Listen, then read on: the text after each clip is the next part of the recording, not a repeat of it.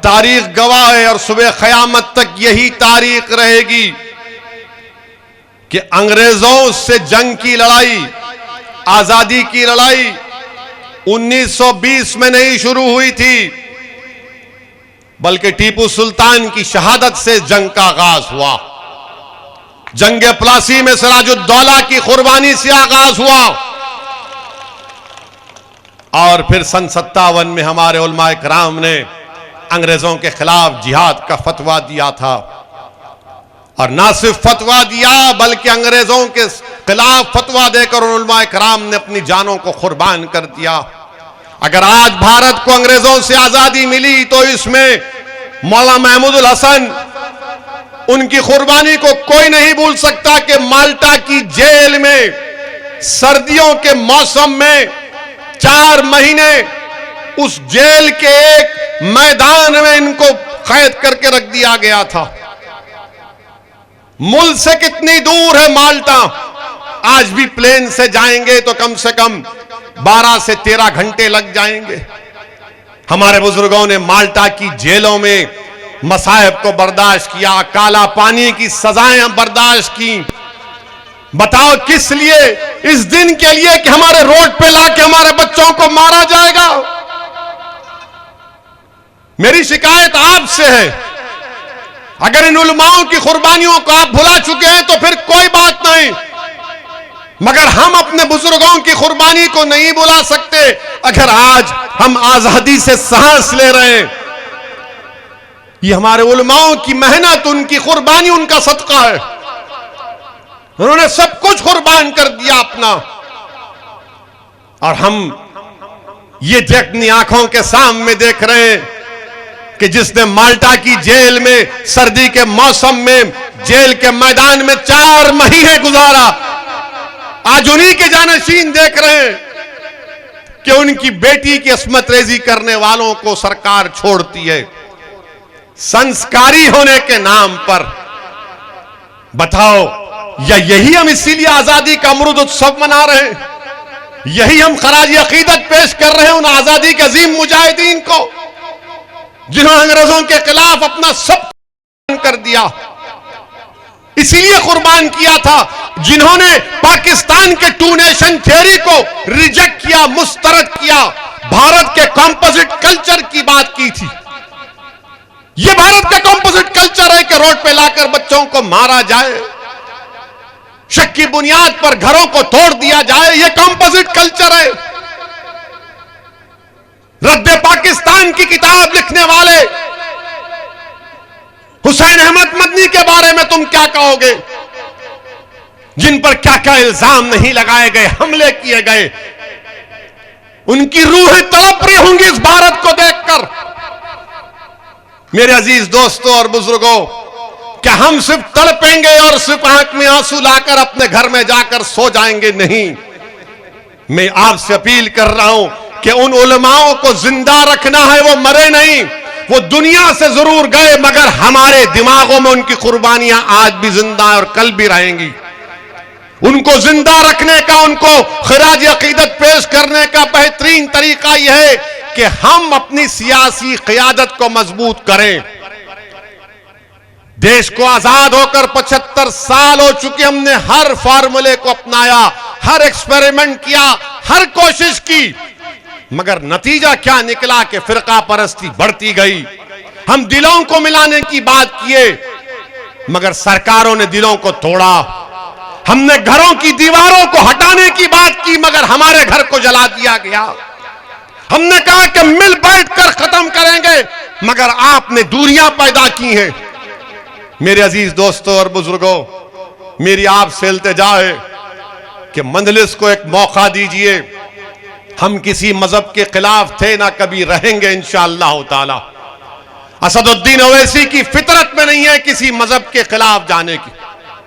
मैं तो चाहता हूं, मेरी ख्वाब, मेरी जुस्तजू, मेरा पैगाम यही है कि भारत में कमजोरों को इंसाफ मिले, भारत में मजलूमों को इंसाफ मिले, कमजोरों को ताकतवर बनाया जाए। और उसी वक्त होगा जब भारत के कमजोर अल्पसंख्यक समाज, दलित, आदिवासी और हमारे जो हिंदू भाई जो आज भी गांधी और नेहरू की कुर्बानियों को नहीं भूले हैं, वो उनको आगे बढ़ना पड़ेगा।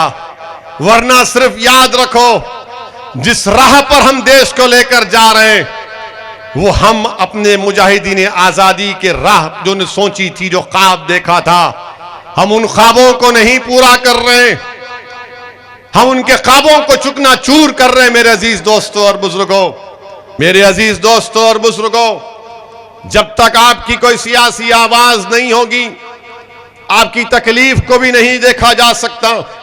और जब चुनाव आ जाता है तो हम सबको फिक्र होती है कि भाई ये क्या होगा, कैसे करेंगे। मेरी आपसे सिर्फ एक ही गुजारिश है कि आप इत्तेहाद पैदा करिए, अपनी जमात का साथ दीजिए। बरसों आपने मुख्तलिफ सियासी पार्टियों को आपने कामयाब किया, एक मर्तबा मंजलिस का साथ दीजिए। लोग कहते हैं कि अगर तुम्हारे लोग जीत कर जाएंगे तो क्या करेंगे। मेरे अजीज दोस्तों और बुजुर्गों, हमारा काम हमारी पहचान है। सरजमीन हैदराबाद पर हमारे 7 अराकीन असम्बली हैं। हमारे वहां के चीफ मिनिस्टर ने हमको दावत दी कि आओ, सत्ता का हिस्सा बन जाओ, मिनिस्टर का एक पोस्ट दे देते हैं, हैदराबाद का डिप्टी मेयर ले लो। मैंने कहा मुख्यमंत्री साहब, जब तक अल्लाह असदुद्दीन ओवैसी को मंजलिस का खादिम बनाकर रखेगा, इंशाअल्लाह ताला हम इस सत्ता की भूल भुलैयों में नहीं आएंगे।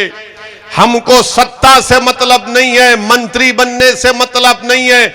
हमको जिस चीज से मतलब है, जिसके लिए हम लड़ रहे हैं, जिसकी बुनियाद पर आज ओवैसी इस दरमियान में खड़ा है आपके, कि हमारे बुजुर्गों की कुर्बानियों की वजह से, उन बुजुर्गों की एक ही ख्वाहिश थी कि इंसाफ हो, इंसाफ हो, इंसाफ हो। हम इंसाफ चाहते हैं, हम भीख नहीं चाहते। और लोगों, अजीम मेरे बुजुर्गों, मेरी बात को यकीन करिए कि 7 हमारे अराकीन असेंबली तेलंगाना में है। मैं लंबे कामों की फहरिस्त नहीं गिनवाना चाहता हूं, मगर मैंने आज उलमाओं के दरमियान में कहा, आपके दरमियान में भी कह रहा हूं कि 7 अराकीन असेंबली है। हमने मुसलमानों के लिए तेलंगाना में वक्त के चीफ मिनिस्टर्स के सामने बैठ के बात करके हमने तालीम का इंतजाम किया। और आज तेलंगाना में 6th क्लास से 12th क्लास तक, 6ठी जमात से 12वीं जमात तक 60,000 मुस्लिम बच्चे और बच्चियां पढ़ रही हैं, मुफ्त में पढ़ रही हैं। उनका बच्चियों का स्कूल और हॉस्टल अलग, बच्चों का स्कूल और हॉस्टल अलग, बेहतरीन मियारी तालीम उसमें दी जा रही है। क्या हमारी लड़ाई सिर्फ जान बचाने की होगी? क्या हमारी लड़ाई सिर्फ पुलिस की लाठियों से अपने आप को बचाने की होगी? क्या हमारी लड़ाई अपने इलाके की डेवलपमेंट की क्यों नहीं हो सकती? क्या हमारी लड़ाई हमारे बच्चों के रोशन मुस्तकबिल के लिए क्यों नहीं हो सकती? क्या तहफ्फुज हमारा मुकद्दर नहीं बन सकता? या फिर गैर महफूज रहना और डर डर कर अपनी जिंदगी गुजारना यह हमारा मुकद्दर बन जाएगा? नहीं मेरे अजीज दोस्तों और बुजुर्गों, जब आप निकलकर वोट डालते हैं किसी पार्टी को, किसी पार्टी के उम्मीदवार को, तो इस उम्मीद पर वोट डालते हैं कि ये मेरा खादिम होगा, ये मेरी तड़प को समझेगा, ये मेरी तकलीफ को उसका हल तलाश करेगा, ये मेरे लिए लड़ेगा, ये मेरे लिए आवाज उठाएगा। मेरे अजीज दोस्तों और बुजुर्गों, बदनाम किया जाता है मुझे उसकी कोई परवाह नहीं है, क्योंकि जब मैं मरकर जाऊंगा ये इल्जाम लगाने वाले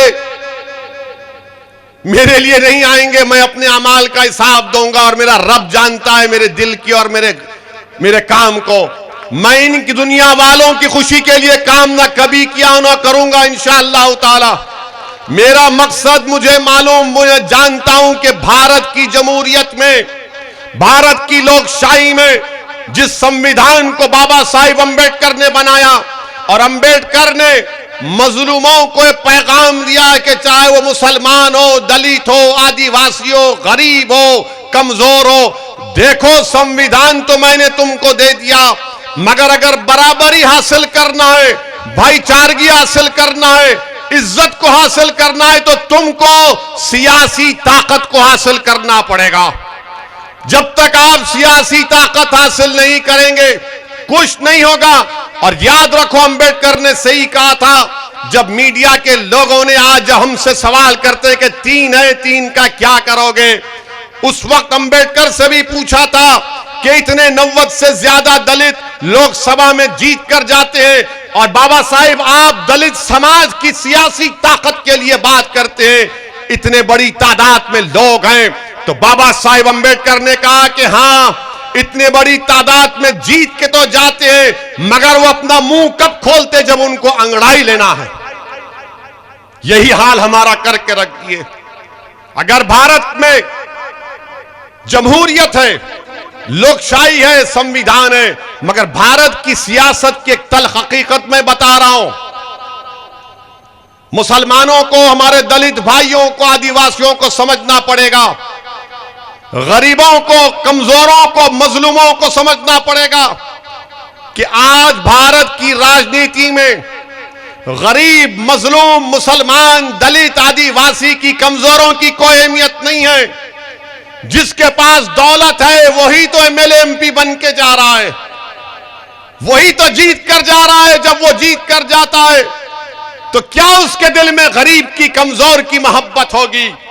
क्या उसके दिल में कमजोर को ताकतवर बनाने का इरादा होगा? क्या उसके दिल में यह जज्बा होगा कि मैं उन लोगों को जो नीचे, उनको उठाकर आसमानों पर खड़ा कर दूंगा? वो तो यही देखेगा कि मैं दौलत की ताकत पर जीत कर आया हूं, तो मैं अपनी ताकत को मजबूत करूंगा, उसमें इजाफा करूंगा। मैं भारत के मुसलमानों से अपील कर रहा हूं, सुन लो मेरी इस बात को।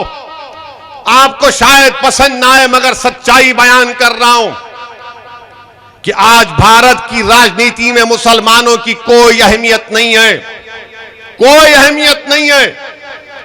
आपके वोट की भी अहमियत नहीं है, क्योंकि जो अपने आप को सेक्युलर कहते हैं, जो सही मानों में बीजेपी के बराबर फिरका परस्त हैं, ये पूरी पार्टियां ये जानती हैं कि आज मुसलमानों को जाकर बोलने की जरूरत नहीं है। मुसलमान खुद बीजेपी, आरएसएस के डर से हमको वोट दे देगा। बताओ, क्या ये आपकी हैसियत हो चुकी है कि अपने साथ खड़ा करके एक फोटो नहीं लेना चाहते, अपने मंच पर नहीं बिठाते मुसलमानों को? मेरे अजीज दोस्तों और बुजुर्गों, ये तल्ख हकीकत है, याद रखिए। बिल्किस बानो का मसला आया, कितनों ने बिल्किस बानो के इंसाफ का मुतालबा किया, सब खामोश हो गए, सब गूंगे पड़ गए। यही आप पार्टी के एक लीडर से किसी एक मीडिया के शख्स ने पूछा कि बिल्किस बानो, तो उसने कहा बिल्किस बानो नहीं, हम स्कूल और क्लासरूम की बात करेंगे। बताओ, क्या बिल्किस बानो मुसलमानों का मसला है? बिल्किस बानो भारत का मसला है, भारत की महिलाओं का इंसाफ का मसला है। मगर बिल्किस बानो के इंसाफ की बात नहीं की जाती, इसलिए नहीं की जाती कि मुसलमान है। और जब मैं बोलता हूं तो मुझे बदनाम किया जाता है, और जो लोग गूंगे बन जाते हैं, जो लोग खामोश हो जाते हैं, और इलेक्शन जब आता है तो आप उनको वोट देते हैं और मुझे सजा देते हैं। ये कौन सा इंसाफ है? आप बताइए कि जो हर मसले में आपके लिए बोलने वाली जमात है।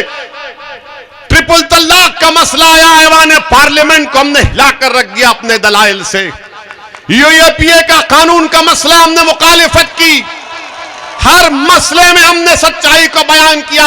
मगर जब चुनाव आता है तो जो लोग दगाबाज हैं, जो लोग धोखा देते आते हैं, आप उनको इनाम दे देते हैं। आपका इख्तियार है, आप दो। अगर आप समझते हैं कि सच्चाई को बयान करने के ऊपर, बिल्किस बानो के इंसाफ के ऊपर ओवैसी को सजा हम देंगे, तो दो, आप मेरे भाई हैं, मैं आपका खादिम हूं। अगर आप ये समझते हैं कि बच्चों को लाकर सरे बाजार पीटा गया और उस बच्चों की तकलीफ को बयान किया ओवैसी ने, तो हम उसको सजा देंगे, और जो खामोश बैठे हुए थे हम उनको इनाम देंगे, तो दो, ये आपका जमहूरी हक है।